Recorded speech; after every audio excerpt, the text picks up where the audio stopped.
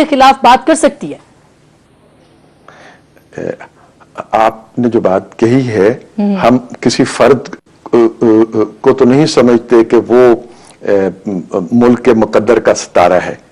ہم نظام کو سمجھتے ہیں کہ اس نظام سے، جمہوریت کے نظام سے اور آئین اور قانون کے نظام سے، آزاد عدلیہ کے نظام سے پاکستان کی تقدیر وابستہ ہے.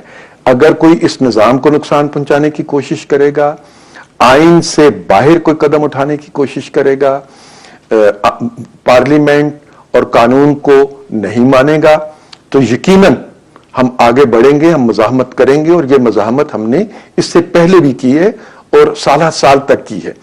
لیکن کسی فرد کے لیے نہیں.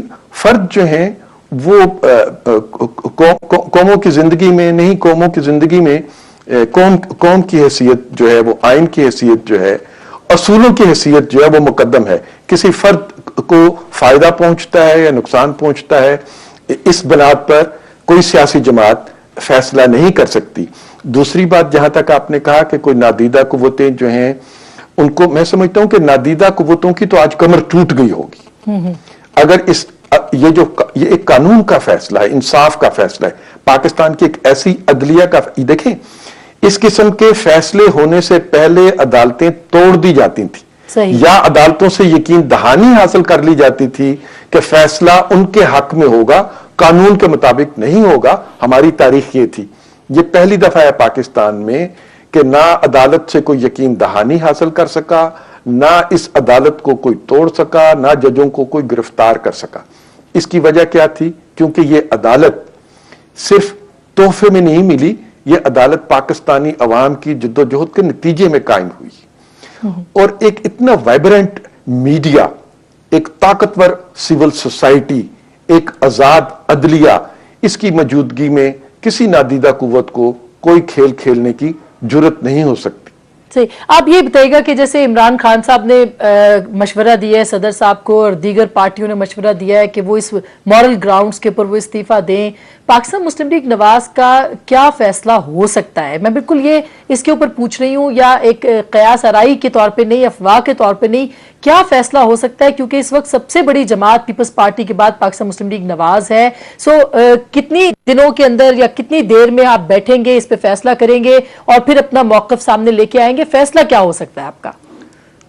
دیکھیں جی، جماعت کا فیصلہ ہونے سے پہلے جماعت کے فیصلے کے بارے میں میں اپنی جماعت کو جواب دے ہوں. اور ہماری جو سب سے بڑی آرگنائزیشن ہے، اس کے کافی پارلیمانی پارٹی کے ہی ممبر اگر بیٹھیں تو ان کی تعداد جو ہے وہ سینکڑوں میں چلی جاتی ہے. سینکڑوں لوگوں کی طرف سے میں کوئی بات تو نہیں کر سکتا، لیکن میری ذاتی رائے جو ہے، میں نے اس سے آپ کو آگاہ کیا کہ میں سمجھتا ہوں کہ آج قانون نے ایک بات کہہ دی. قانون کیا کہتا تھا آج وہ ہمیں بتا دیا گیا.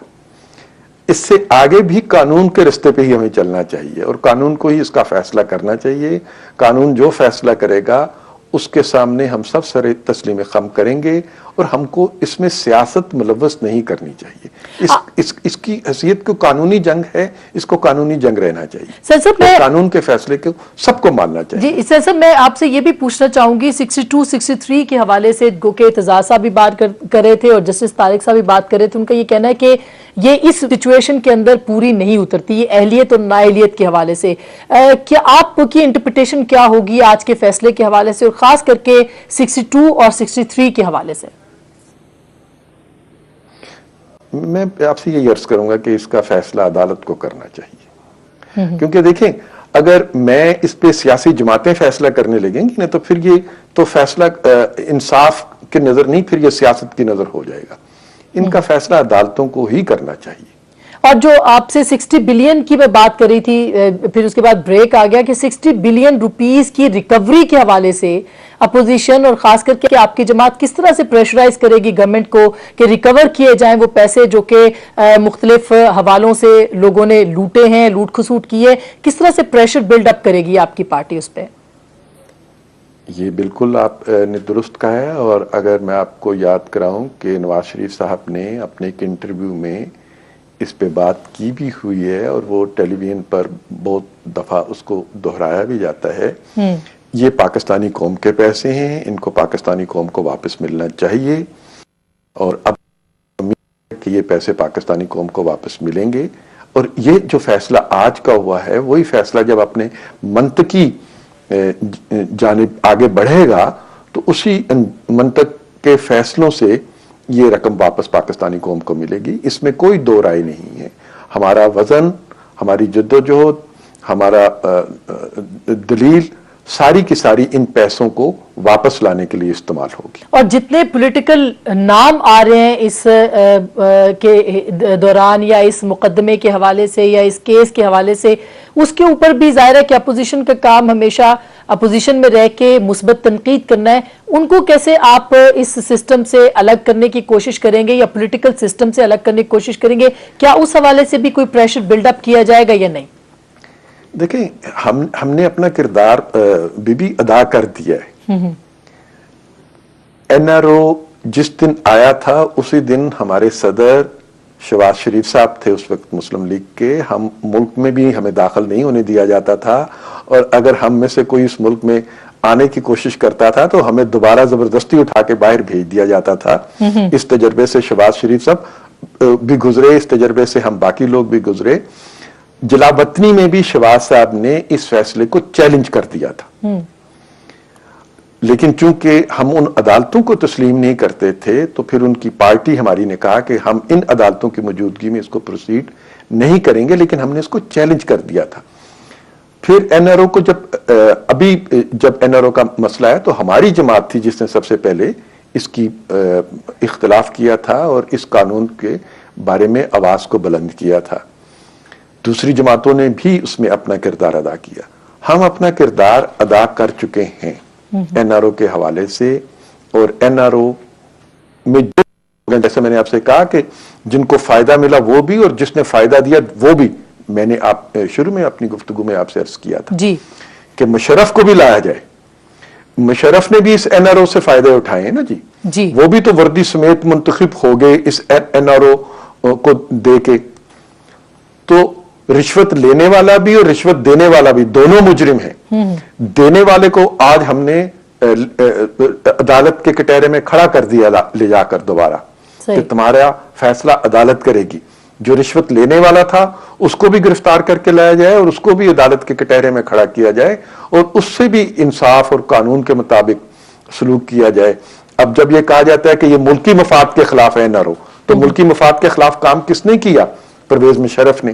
جب یہ کہا جاتا ہے یہ کہ آئین سے متصادم ہے، تو آئین سے یہ متصادم کام کس نے کیا؟ تو جیسے آپ کہہ رہے ہیں کہ آج ایاز اور صادق جو ہیں وہ ایک ہی صف میں کھڑے ہو گئے ہیں، بالکل جی. تو پھر ہمیں کالے اور سفید کو بھی علیحدہ علیحدہ نہیں کرنا چاہیے نا. کالے اور سفید کے ساتھ بھی ایک ہی سلوک کرنا چاہیے. بالکل بالکل. پروفیسر صاحب آپ کے پاس بھی دوبارہ آتے ہیں. اس وقت اکرام چودھری صاحب معروف قانون دان ہیں، ہمارے ساتھ ٹیلی فون لائن پر ہیں، ان سے بات کرتے ہیں. السلام علیکم چوہے صاحب.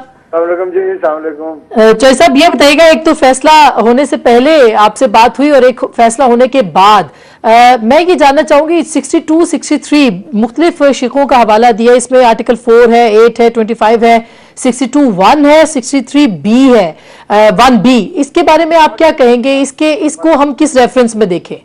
دیکھیے بات یہ ہے کہ آرٹیکل 4 جو ہے وہ ایکویلٹی بیفور لا کے حوالے سے ہے اور ڈیو پروسیس آف لا کہ قانون کے مطابق ہی ہر ایک کے ساتھ معاملہ ہوگا.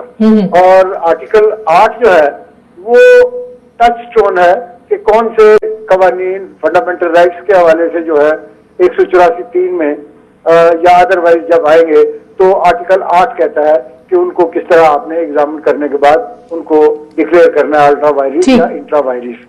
آرٹیکل 25 جو ہے یہ ڈسکریمنیٹری ٹریٹمنٹ کے حوالے سے ہے کہ امتیازی سلوک نہیں ہوگا شہریوں اور شہریوں کے درمیان ان کے حقوق اور فرائض کے حوالے سے.